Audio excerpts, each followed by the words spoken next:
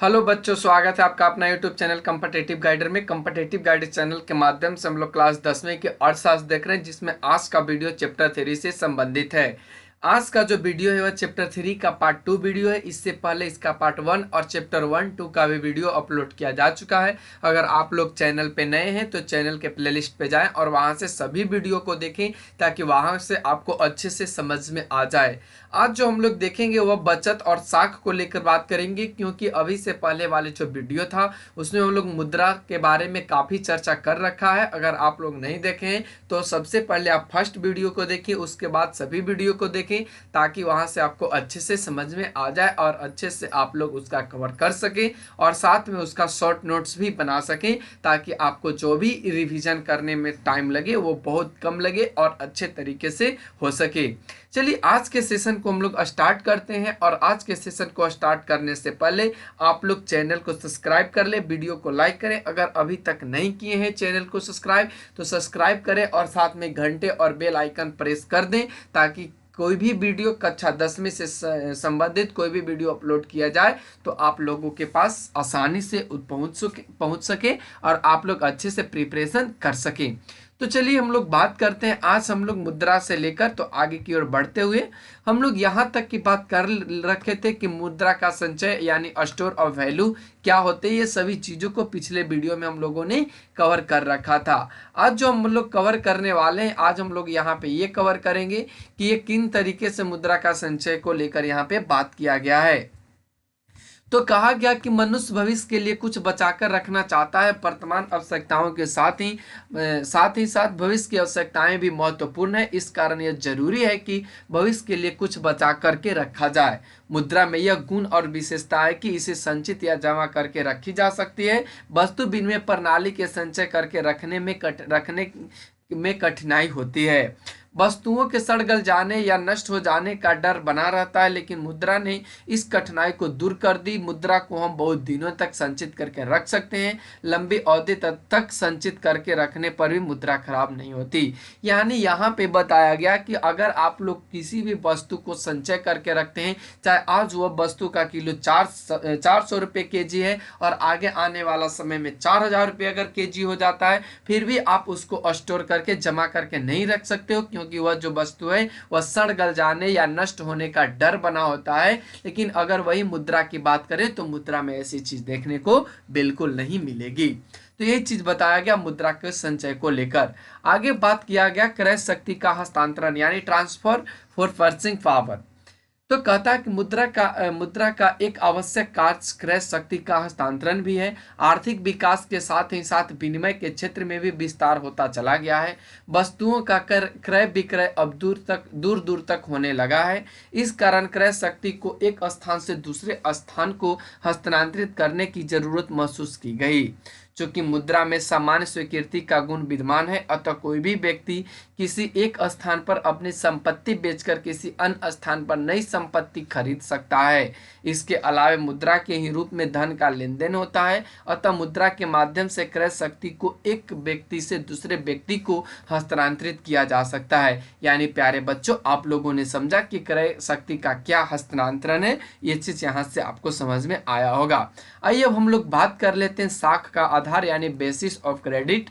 यानी वर्तमान समय में जो मुद्रा है साख के आधार पर कार्य करती है। मुद्रा के कारण ही साख पत्रों का प्रयोग बड़े पैमाने पर होता है। बिना मुद्रा के साख पत्र जैसे चेक ड्राफ्ट हुंडी आदि प्रचलन में नहीं रह सकते। उदाहरण के लिए जमाकर्ता चेक का प्रयोग तभी कर सकता है जब बैंक में उसके खाते यानी अकाउंट में पर्याप्त मुद्रा हो। व्यापारिक बैंक भी साख का सृजन नगद कोष यानी कैश रिजर्व के आधार पर ही कर सकते हैं। यदि नगद मुद्रा का कोष अधिक है तो अधिक साख का निर्माण हो सकता है। नगद मुद्रा के कोष में कमी होने से साख की मात्रा भी कम हो जाती है। इस तरह मुद्रा साख के आधार पर कार्य करती है।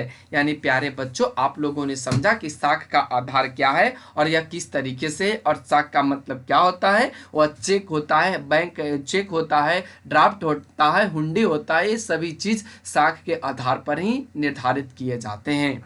तो उम्मीद है ये सभी चीज आपको कवर हो गए होंगे। आज हम लोग देखेंगे कि मुद्रा आखिर है क्या, किस तरीके से मुद्रा को हम लोग प्रचलन में या उपयोग में लाते हैं।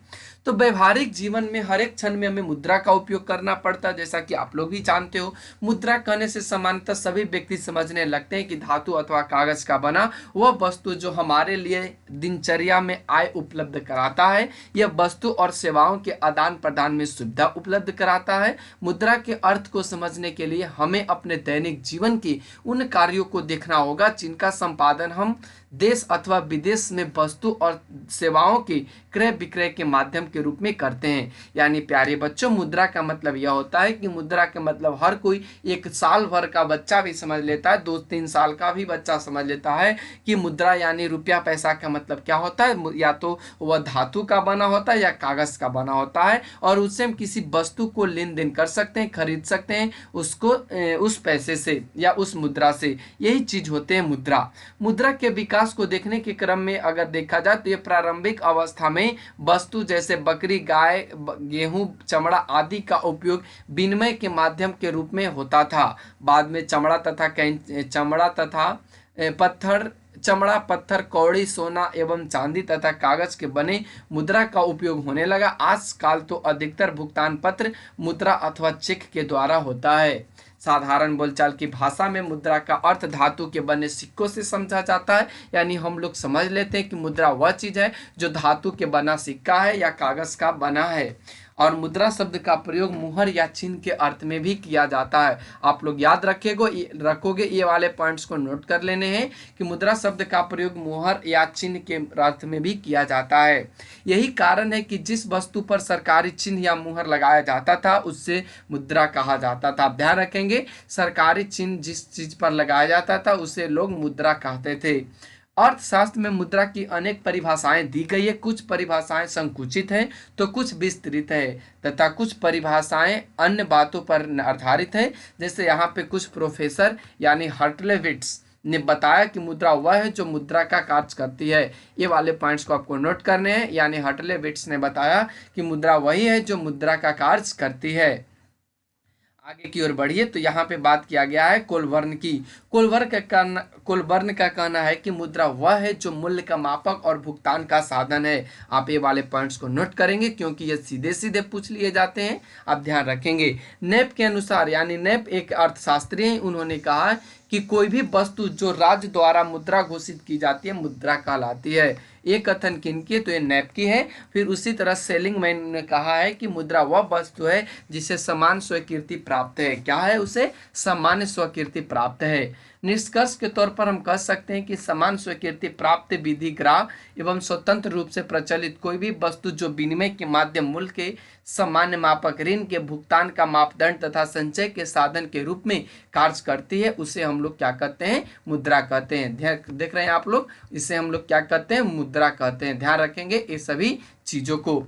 आर्थिक विकास के वर्तमान युग में, अर्थव्यवस्था में तरक्की होने के क्रम में तथा वर्तमान वैश्वीकरण के युग में आदान प्रदान की समस्त क्रिया पत्र, मुद्रा, चेक आदि साख मुद्रा द्वारा हो रहा है। प्लास्टिक मुद्रा, जिसे हम एटीएम सह डेबिट कार्ड तथा क्रेडिट कार्ड कहते हैं, इसके द्वारा भी आज विनिमय की क्रिया संपादित की जाने लगी है। अब कंप्यूटर के इस दौर में कोर बैंकिंग के प्रचलन के कारण कुछ ही क्षणों में देश या विदेश के एक से दूसरे भाग में मुद्रा का हस्तांतरण बिना किसी कठिनाई के किया जाने लगा है। इस सभी चीजों को आप यहाँ से अच्छे से समझेंगे।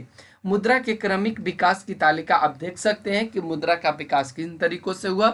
तो सबसे पहले वस्तु विनिमय होते थे। आपको पता है, हमने पिछले भी वीडियो में आपको बता रखा है कि अभी से पहले जो सिस्टम चलते थे वह किस चीज से चलते थे? वह वस्तु विनिमय प्रणाली से चलते थे। उसके बाद क्या आया? वस्तु मुद्रा आया, देख सकते हो आप लोग। उसके बाद क्या आया? वस्तु मुद्रा आया, फिर धात्विक मुद्रा आया, सिक्के आए, पत्र मुद्रा आए, साख आए। तो इन तरीके से यहाँ पे मुद्रा का विकास हुआ, इस 6 तरीके से। आइए हम लोग बात कर लेते हैं कि वस्तु विनिमय, इनमें वस्तु से लेन देन होता था। वस्तु मुद्रा कहने का मतलब कि प्रारंभिक काल में किसी एक वस्तु को मुद्रा के कार्य संपन्न करने के लिए चुन लिया जाता था। शिकारी युग में खाल या चमड़ा, पशुपालन युग में कोई पशु जैसे गाय या बकरी, तथा कृषि युग में अनाज जैसे कपास, गेहूं आदि को मुद्रा का कार्य संपन्न करने के लिए चुना गया तथा इन्हें मुद्रा के रूप में ही प्रयोग किया गया। तो ये चीज वस्तु मुद्रा कहलाते हैं। फिर धात्विक मुद्रा की बात करें जिसे हम लोग मेटालिक मनी कहते हैं, तो वस्तु मुद्रा द्वारा विनिमय करने में अनेक कठिनाइयों का सामना करना पड़ता था। अब धातुओं का प्रयोग मुद्रा के रूप में होने लगा। मुद्रा जो पीतल और तांबा इत्यादि धातुओं से बना है उससे हम लोग कौन सा मुद्रा कहते हैं, उससे हम लोग धात्विक मुद्रा के नाम से जानते हैं। क्या जानते हैं उसे? धात्विक मुद्रा। सिक्के, कॉइन्स, धातु मुद्रा के प्रयोग में भी धीरे धीरे कुछ कठिनाइयां आने लगी। इन कठिनाइयों को दूर करने के लिए सिक्के का प्रयोग किया जाने लगा। सोने चांदी आदि से बना वह वस्तु जो देश की सार्वभौम सरकार की मुहर से चालित होता है उसे हम लोग क्या कहते हैं? सिक्के कहते हैं। ध्यान रखने, सिक्के हम लोग किसने कहेंगे? जो वस्तु जो देश की सार्वभौम सरकार यानी सभी के लिए जो सरकार बनी उसका जो मुहर उस पर प्रचलन किया जाता है उसे हम लोग सिक्के कहते हैं। जैसा कि कुछ सिक्के यहाँ पे आपको दिखाए गए हैं, आप देख सकते हो यहाँ से, ये सभी सिक्के यहाँ से, ये तो सीधे दिखाई दे रहा है, ये 10 रुपये के सिक्के हैं यहाँ से। तो ये सभी चीज को आपको अच्छे से डिटेल से पढ़ना है और साथ में 1-2 बार में अगर समझ में नहीं आता है तो वीडियो को 2-3 बार जरूर देखें। आइए अब हम लोग बात कर लेते हैं पत्र मुद्रा। क्या है पेपर मुद्रा? जैसा कि आप लोग भी जानते होंगे कि पत्र मुद्रा कहने का मतलब जो कागज से रिलेटेड है, यानी सिक्का मुद्रा में भी कुछ दोष थे। इन्हें एक स्थान से दूसरे स्थान ले जाने में कठिनाइयाँ होती थी। क्यों कठिनाइयाँ होती थी? क्योंकि इनका जो वेट होता था, वजन होता था, भारी होते थे और साथ में ये आवाज़ भी उत्पन्न करते थे, जिनके कारण ये बहुत तरह के कठिनाइयाँ उत्पन्न कर देते थे। इसलिए पत्र मुद्रा का प्रचलन हुआ। वर्तमान समय में विश्व के प्राय सभी देशों में पत्र मुद्रा का ही प्रचलन है। देश की सरकार तथा देश के केंद्रीय बैंक के द्वारा जो कागज का नोट प्रचलित किया जाता है उसे हम लोग कौन सा मुद्रा कहते हैं? पत्र मुद्रा कहते हैं। तो ये वाले पॉइंट्स को आपको नोट कर लेने हैं, ये वाले पॉइंट्स को आपको नोट करने हैं। जैसे यहाँ पे हम लोगों के भारत की बात करें तो भारतीय रिजर्व बैंक 10 रुपये का नोट, 50 रुपये का नोट, 20 रुपये का नोट, ये सभी जो नोट प्रचलन करती है यही पत्र मुद्रा के रूप में कहा जाता है। और यह जो मुद्रा होता है यह कागज का बना होता है, इसलिए इसे कागजी मुद्रा भी कहा जाता है। कौन सा मुद्रा? कागजी मुद्रा भी कहा जाता है। और भारत में 1 रुपया के कागजी नोट अथवा सभी सिक्के सरकार के वित्त विभाग के द्वारा चलाया जाता है। प्यारे बच्चों, ये वाले पॉइंट बहुत इंपॉर्टेंट है आपके लिए, ये इंपॉर्टेंट है, पूछ लिए जाएंगे कि 1 रुपये के नोट पे कौन सिग्नेचर करता है या कौन चलाता है। तो आप लोग याद रखेंगे वित्त विभाग के द्वारा ये चलाया जाता है। 2 रुपये या इससे अधिक के सभी कागजी नोट देश के केंद्रीय बैंक, ध्यान रखेंगे, 2 रुपये या इससे अधिक के जो सभी कागजी नोट होंगे इस पे कौन करेंगे? तो ये भारतीय रिजर्व बैंक अपना काम करेंगे और उसके द्वारा यह चलाया जाएगा। इस तरह अपने देश में केंद्रीय सरकार 1 रुपये के नोट जारी करती है तथा रिजर्व बैंक 2, 5, 10, 20, 50, 100, 500 तथा 1000 रुपये के नोट जारी करती है। वही भारत एवं अमेरिका में प्रचलित रुपये से कुछ नमूने भी चित्र में दिखाया गया, आप लोग देख सकते हो यहाँ पे, लेकिन यहाँ पे अच्छे से नहीं दिखाया गया है। लेकिन यहाँ पे देखिए ये अमेरिका से रिलेटेड है, फिर ये इसके बाद वाला भारत से जिस पे भारतीय रिजर्व बैंक लिखा गया है। तो ये चीज़ अमेरिका और भारत के बीच में जो नोट है उनको लेकर बताया गया है। आइए अब हम लोग शाक मुद्रा की बात कर लें तो आर्थिक विकास के साथ शाक मुद्रा का भी उपयोग होने लगा। आधुनिक समय में चेक, हुंडी आदि विभिन्न प्रकार के शाक पत्र मुद्रा का कार्य करते हैं। इन्हीं को हम लोग शाक मुद्रा भी कहते हैं। ध्यान रखेंगे, इन्हीं को हम लोग क्या कहते हैं? शाक मुद्रा कहते हैं। अंतर्राष्ट्रीय लेन देन अधिकांश रूप से शाक मुद्रा के द्वारा होता है। अंतर्राष्ट्रीय कहने का मतलब एक राष्ट्र से दूसरे राष्ट्र में जो लेन देन होते हैं, एक देश से दूसरे देश में जो लेन देन होते हैं, वे ज्यादातर शाक मुद्रा के रूप में ही होते हैं। देश के आंतरिक व्यापार में भी धातु या पत्र मुद्रा की अपेक्षा चेक तथा हुंडी आदि साख पत्रों का अधिक उपयोग होता है। आइए अब हम लोग बात कर लेते हैं प्लास्टिक मुद्रा की, जिसमें आजकल हम लोग इसका प्लास्टिक मुद्रा का प्रचलन जोरों पर करते हैं। और प्लास्टिक मुद्रा में एटीएम सह डेबिट कार्ड तथा क्रेडिट कार्ड प्रसिद्ध हैं। तो आइए बात कर लेते हैं कि एटीएम सह डेबिट कार्ड क्या है, यानी एटीएम कम डेबिट कार्ड। तो आर्थिक विकास के इस दौर में बैंकिंग संस्थानों के द्वारा प्लास्टिक के एक टुकड़े को भी मुद्रा के रूप में उपयोग किया जाता है। आप लोग ध्यान रखेंगे, प्लास्टिक के एक टुकड़े का भी मुद्रा के रूप में उपयोग किया जाता है। प्लास्टिक के मुद्रा का एक रूप एटीएम है। उन्हीं में से जो प्लास्टिक मुद्रा है उन्हीं में से एक रूप कौन सा है, एटीएम है। और एटीएम का जो अर्थ होता है प्यारे बच्चों, वह स्वचालित टेलर मशीन होता है, ऑटोमेटिक टेलर मशीन होता है। और यह मशीन 24 घंटे रुपए निकालने तथा जमा करने की सेवा प्रदान करता है। भारत में सभी बड़े व्यावसायिक बैंक जैसे state bank, Allahabad bank, ICICI bank आदि द्वारा यह सुविधा अपने ग्राहकों को उपलब्ध कराई जाती है। निम्न में चित्र में नीचे दिखाया गया स्टेट बैंक के एटीएम केंद्र को। तो यहाँ से आप लोग देख सकते हो किस तरह से। अगर आप लोग नहीं देखे हो तो एक बार प्लीज़ एटीएम को जरूर देखना। उपरोक्त चित्र में हम एटीएम केंद्र को देखा। अब एटीएम से रुपया निकालने के लिए एटीएम कम डेबिट कार्ड होना चाहिए। एटीएम कम डेबिट कार्ड को चित्र में भी दिखाया गया किस तरीके से एटीएम डेबिट कार्ड होते हैं। जैसे यहाँ पे दिखाया गया, ये आपका डिजिट है, ये आपके नंबर होते हैं एटीएम का। आप ध्यान दोगे तो ये 16 नंबर के होते हैं। ये बैंक का चिन्ह है। अब कौन से बैंक का है, यहाँ पे आपको मास्टर कार्ड लिखा होगा। और इसी तरीके से आप इसके माध्यम से पैसे निकाल सकते हो एटीएम से। आगे बढ़िए तो कहता है कि एटीएम कार्ड के मिलने के बाद एक गुप्त पिन दिया जाता है, गुप्त नंबर दिया जाता है जो 4 अंकों का होता है प्यारे बच्चों, जिसकी सहायता से एटीएम कार्ड को एटीएम मशीन में डालने के बाद रुपया निकाला जा सकता है। एटीएम मशीन से रुपया कैसे निकाला जाता है, इसको आपको इस चित्र में दिखाया गया। ये आपके पास एटीएम है, देख रहे हो आप लोग। और यहाँ से आपको ये जो आपको सिंबल दिखाई दे रहा है, यहाँ से आपको एटीएम सा डेबिट कार्ड लगाना है। यहाँ पे आपको नंबर इंटर करना है और उसके बाद इसके माध्यम से देख रहे हो नीचे के माध्यम से ये पैसा देना शुरू कर देता है, आपको जितना निकालना हो उतना इस एटीएम के द्वारा। आइए हम लोग बात कर लेते हैं उसके बाद क्रेडिट कार्ड की। तो क्या कहता है क्रेडिट कार्ड भी प्लास्टिक मुद्रा का ही एक रूप है। और विश्व में प्रचलित क्रेडिट कार्डों में visa, master card, American express आदि प्रसिद्ध है।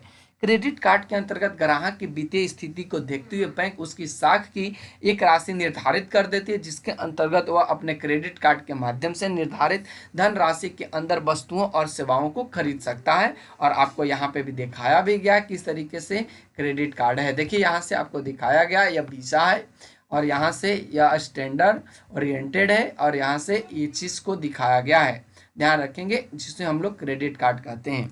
आगे के पॉइंट्स में मुद्रा का आर्थिक महत्व समझाया गया कि क्या इसका आर्थिक व्यवस्था में अर्थव्यवस्था में महत्व है।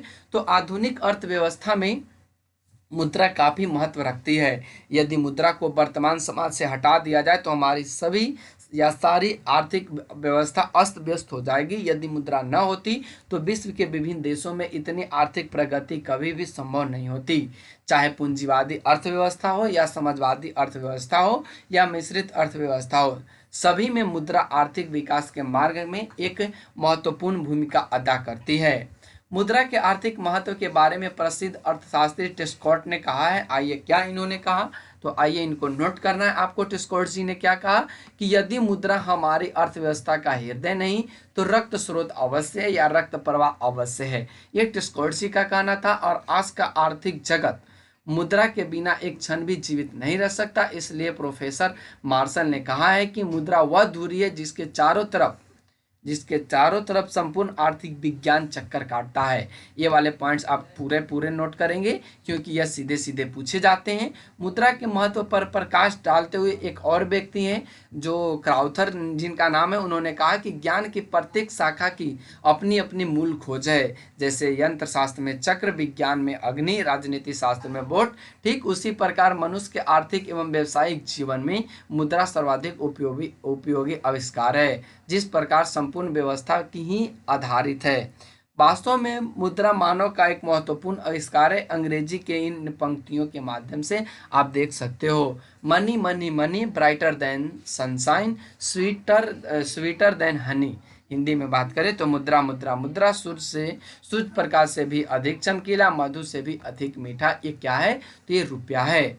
अतः स्पष्ट है कि आधुनिक जीवन प्रत्येक दिशा में मुद्रा के द्वारा प्रभावित होता है। प्रोफेसर पिग्गू का यह भी कहना सही लगता है कि आधुनिक विश्व में उद्योग मुद्रा रूपी वस्त्र धारण किए हुए है। ये कौन कहें? तो ये पिग्गू जी ने कहे, प्रोफेसर पिग्गू जी ने कहे। आइए अब हम लोग बात कर लेते हैं मुद्रा से क्या लाभ है।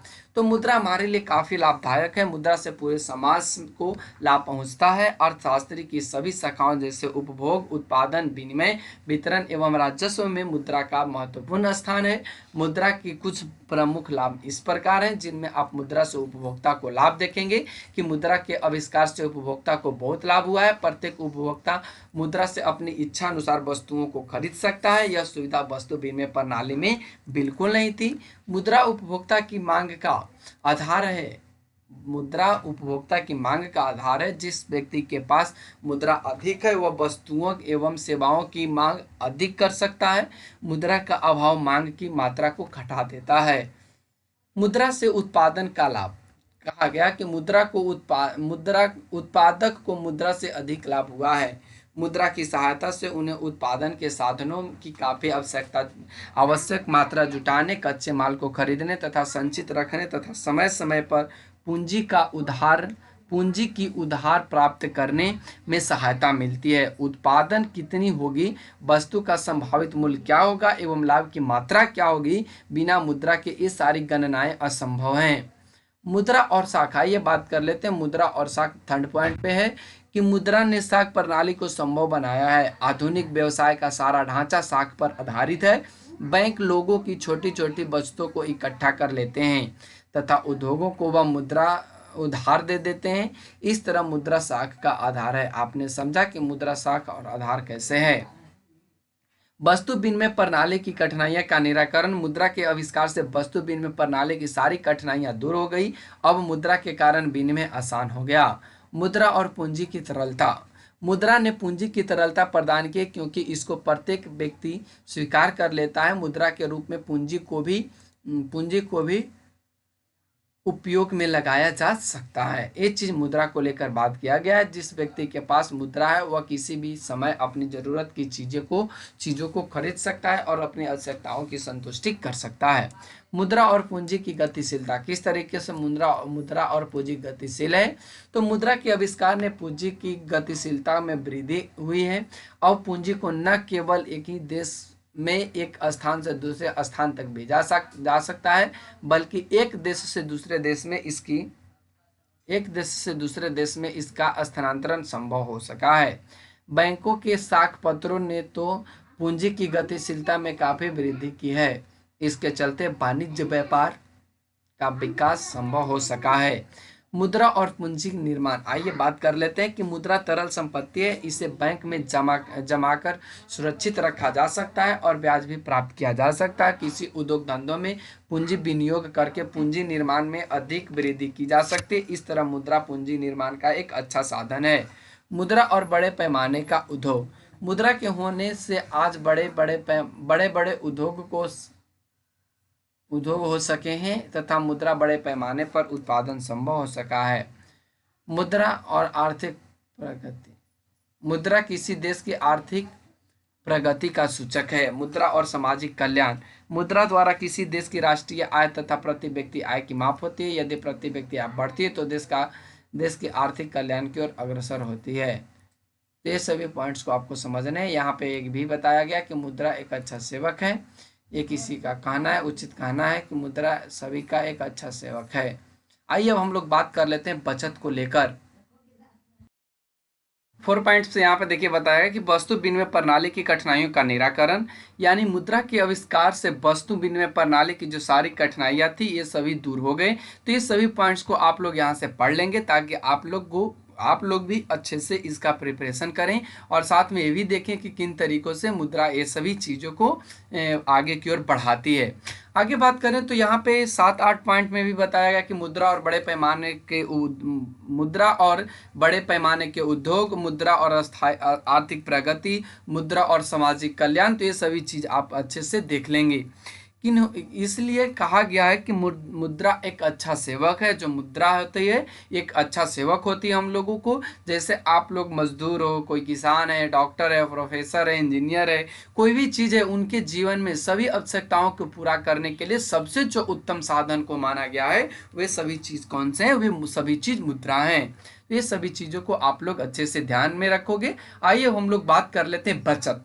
तो प्यारे बच्चों, अगर हम समझाना चाहें तो बचत क्या होता है? अगर जितना आपके पास इनकम है और उस इनकम में से जितने आप खर्च करते हो, तो जितना आप खर्च करते हो और उसके बाद जो भी बचता है उसे हम लोग क्या कहते हैं? उसे हम लोग बचत कहते हैं। आइए बात कर लेते हैं कि समाज की कुल आय को वस्तुओं एवं सेवाओं पर खर्च किया जाता है और वस्तुओं को दो भागों में बांटा जाता है। एक ऐसी कुछ वस्तुएं होती है जिनका हम क्षणिक या तत्काल उपभोग करते हैं, जिन्हें हम लोग चालू वस्तुएं कहते हैं, जिसको करंट गुड्स कहते हैं। और कुछ ऐसी वस्तुएं होती है जो उत्पादन के कार्य में प्रयोग की जाती है, जिन्हें हम लोग टिकाऊ वस्तु यानी ड्यूरेबल गुड्स कहते हैं। इस तरह हमारे समाज के कुल आय की इन्हीं दो तरह की वस्तुओं खरीदने में खर्च किया जाता है। एक तो आने वाली वस्तु और एक तो जाने वाली वस्तु, जिसे चालू वस्तु और एक टिकाऊ वस्तु।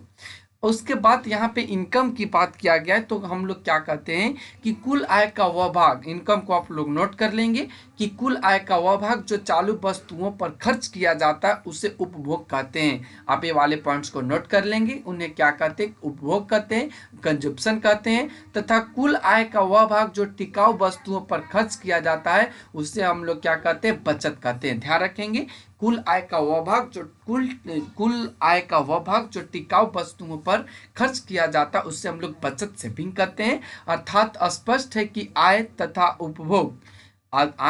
उपभोग का अंतर बचत कहलाता है। जितना आप कमाओगे और जितना आप उपभोग करोगे, खर्च करोगे, और उससे जो अंतर यानी जो घटकर आएगा वही बचत कहलाता है। यानी सेविंग बराबर इनकम माइनस कंजप्शन। बचत दो प्रकार की होती है। एक तो नगद बचत होती है जिसको हम लोग सेविंग इन कैश कहते हैं, और सेकंड जो होती है वस्तु संचय यानी सेविंग इन गुड्स कहते हैं। कुल आय का कुछ ऐसा भी अंश होता है जो किसी भी प्रकार की वस्तु पर व्यय नहीं किया जाता। इसे संचय या नगद बचत कहते हैं। इसे कौन सा बचत कहते हैं? संचय या नगद बचत कहते हैं। जबकि वस्तु संचय को विनियोग कहा जाता है, इन्वेस्टमेंट कहा जाता है।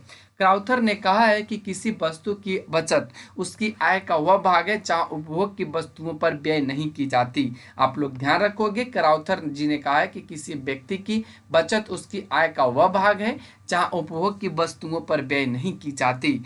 अर्थशास्त्रियों का कहना है कि अर्थव्यवस्था के स्थायित्व एवं विकास के लिए बचत एवं विनियोग एक दूसरे के बराबर होना जरूरी है। इसे सूत्र के द्वारा निम्न तरह से व्यक्त किया जाता है, यानी एस बराबर आई, यानी बचत बराबर विनियोग। आइए अब हम लोग बात कर लेते हैं साख। साख क्या है? तो साख का अर्थ होता है विश्वास या भरोसा। आपको नोट करने हैं, जिस व्यक्ति पर जितना भी अधिक विश्वास होता है उसे या भरोसा होता है उसकी साख उतना ही अधिक होती है।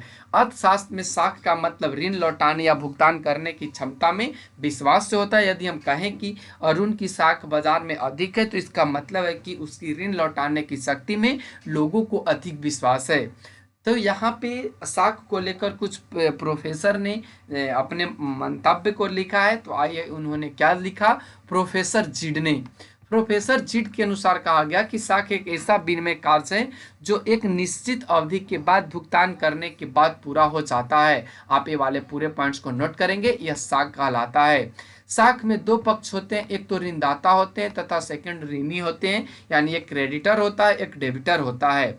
ऋणदाता ऋणी को कुछ वस्तुएं या धन उधार देता है जिसका तत्कालीन भुगतान उससे प्राप्त नहीं होता है। यह काम विश्वास के आधार पर होता है। रुपयों की जो राशि उधार ली जाती है उसका भुगतान कुछ समय बाद किया जाता है।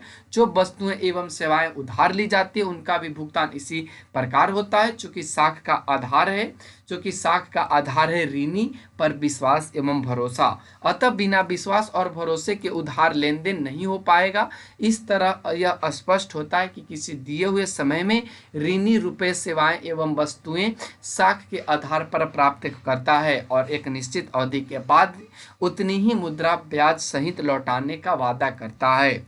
मुद्रा साख का आधार, मुद्रा के मुख्य आधार निम्न है। एक तो विश्वास है, जिसको हम लोग कॉन्फिडेंस कहते हैं। साख का मुख्य आधार विश्वास है। साख देने वाला या ऋणदाता उधार देने वाला को तभी तैयार होता है जब उसे विश्वास होता है ऋणी समय पर रुपया लौटा देगा।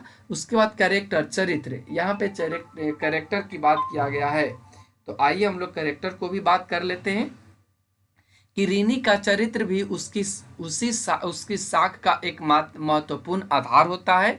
यदि ऋणी चरित्रवान तथा ईमानदार है तो उसे ऋण मिलने में दिक्कत नहीं होता। दूसरी ओर चरित्रहीन व्यक्तियों की साख कम होती है और इन्हें कोई भी ऋण देने को तैयार नहीं होता। उसके बाद चुकाने की क्षमता, यानी कोई व्यक्ति कब तक के वश ऋण को चुका सकता है, तो आप इसको अच्छे से पढ़ लेना प्यारे बच्चों। पूंजी एवं संपत्ति, यानी कहने का मतलब कि जो ऋणी है, जो ऋण लिया है, उस ऋणी के पास कितनी संपत्ति है, उसके बाद अगर वह पैसा नहीं चुकाता है तो उसकी संपत्ति को जब्त कर लिया जाता है। ये चीज यहाँ पे बताया गया। ऋण की अवधि यानी पीरियड ऑफ लोन, जब आप ऋण दिया जाता है तो उसके एक अवधि होता है, एक समय सीमा होता है, उसके अंदर आपको जो ऋणदाता होते हैं अपने ऋण को अच्छे से चुका पाते हैं। तो ध्यान रखना एक चीज आपको। तो इसी तरह साख के उपरोक्त आधार पर या आवश्यक तत्व हैं। साख के प्रमुख को हम अंग्रेजी निम्न तरीके से देख सकते हैं। A person credit depends on 4 confidence, character, capacity and Capitals. साख पत्र, आइए थोड़ा सा बात कर लेते हैं साख पत्र को लेकर कि साख पत्र से हमारा मतलब उन साधनों से जिनका उपयोग साख मुद्रा के रूप में किया जाता है। साख पत्र के आधार पर हम साख या ऋण का आदान प्रदान करते हैं। यहाँ पे बताया गया है कि मुद्रा एवं साख पत्रों में एक प्रमुख अंतर यह है कि मुद्रा कानूनी ग्राह्य होते हैं जबकि साख पत्रों की कानूनी मान्यता प्राप्त नहीं रहती। अतः साख पत्रों के लेन देन के कार्य, साख पत्रों की कानूनी मान्यता प्राप्त रहती है, यानी साख पत्रों के कार्य निम्न तरीके से यहाँ पे समझाया गया। ऐसे साख पत्र कई प्रकार के होते हैं जो आपके सामने दिखाए गए हैं।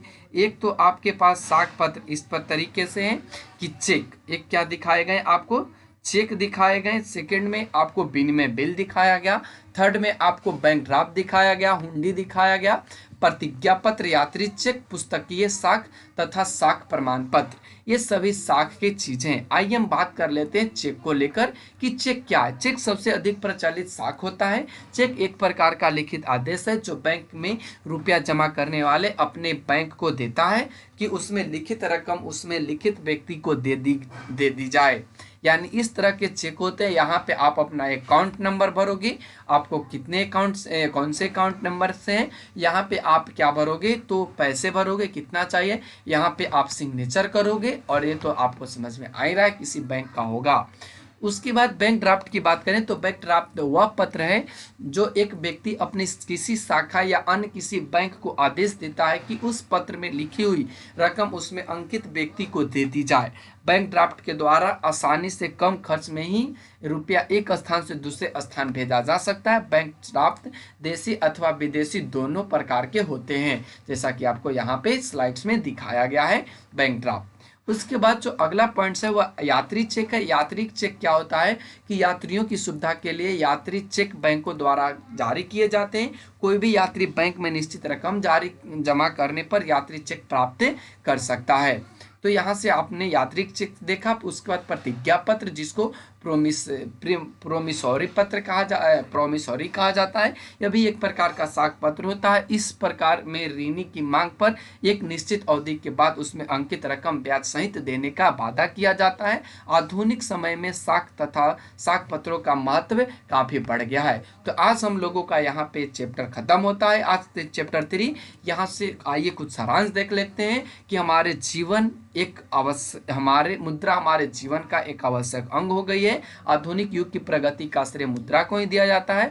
मुद्रा के विकास का इतिहास मानव सभ्यता के विकास का इतिहास है। विनिमय के दो रूप हैं, वस्तु विनिमय प्रणाली, मौद्रिक विनिमय प्रणाली। वस्तु विनिमय प्रणाली में अनेक कठिनाइयां थी, इन्हीं कठिनाइयों को दूर करने के लिए मुद्रा का आविष्कार किया गया। मुद्रा के आविष्कार से वस्तु विनिमय प्रणाली की सारी कठिनाइयां दूर हो गई। मुद्रा के 4 कार्य महान है, महान, माध्यम, मापन, संचय, भुगतान। समान स्वीकृति प्राप्त, विधिग्राह्य एवं स्वतंत्र रूप से प्रचलित कोई भी वस्तु जो विनिमय के माध्यम मूल्य के समान मापक ऋण के भुगतान का मापदंड तथा संचय के साधन के रूप में कार्य करती है वह मुद्रा कहलाती है। भारत में 1 रुपया के कागजी नोट अथवा सभी सिक्के केंद्र सरकार के वित्त द्वारा प्रचलित चलाए जाते हैं, जबकि 2 रुपया इससे अधिक कागजी नोट देश के केंद्रीय बैंक रिजर्व बैंक के द्वारा चलाए जाते हैं। आजकल प्लास्टिक मुद्रा का प्रचलन काफ़ी हो रहा है, जिनमें एटीएम कार्ड, डेबिट कार्ड देख सकते हैं आप लोग। उसी तरह से आप लोग इसको अच्छे से समझ लेंगे। आज के लिए बस इतना ही। इसका वस्तुनिष्ठ प्रश्न अगले सेशन में कराया जाएगा, अगले सीरीज में कराया जाएगा। तो आप लोग चैनल पे बने रहने के लिए चैनल को सब्सक्राइब करना ना भूलें। आज के लिए बस इतना ही। Thanks for watching, take care, bye bye. फिर मिलते हैं अगले वीडियो में अगले दिन। तब तक के लिए धन्यवाद।